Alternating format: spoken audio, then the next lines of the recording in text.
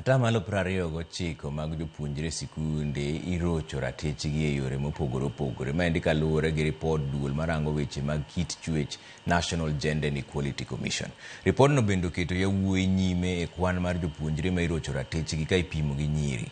Kaka Judith Omondi leronwa, mahawa atamalo 9 mar jopuonjre oroch ratechgi e yo mar bembo.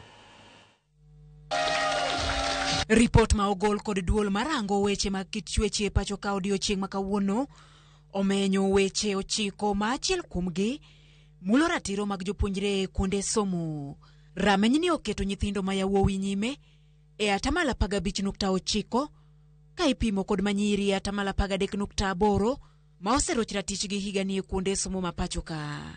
Kata kamano, e weche marocho ratiro mag jopuonjre e yor bembo, jopuonjre manyiri otelo mbele ka ipimo kod jopuonjre machuo, ka mahawa atamalo 9 mag ripodegi timore ne jopuonjregi kanie skunde. That issues of sexual harassment is not anything entertained in our schools. Over the years, there are reported cases where even teachers have sexually abused their own children, the children they have been entrusted with. And as you are aware, many of them have been registered. If you are to go to the TSC website today, many teachers have been registered. And they go for training 4 years, 2 years, teacher training, but eventually their licenses have been withdrawn. Ripodi ni oketo kaunti ma Nairobi nyime kind counties mamoko ma jopuonjre iroche ratichgi ma oloyo ka iluwo kod Kitui.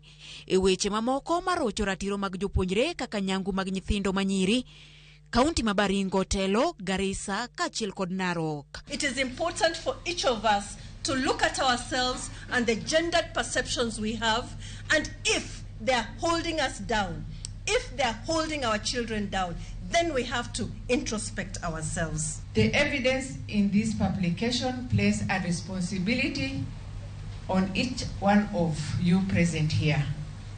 Our policy makers, let us embed this recommendation into national and county policies, budget, strategies and programs.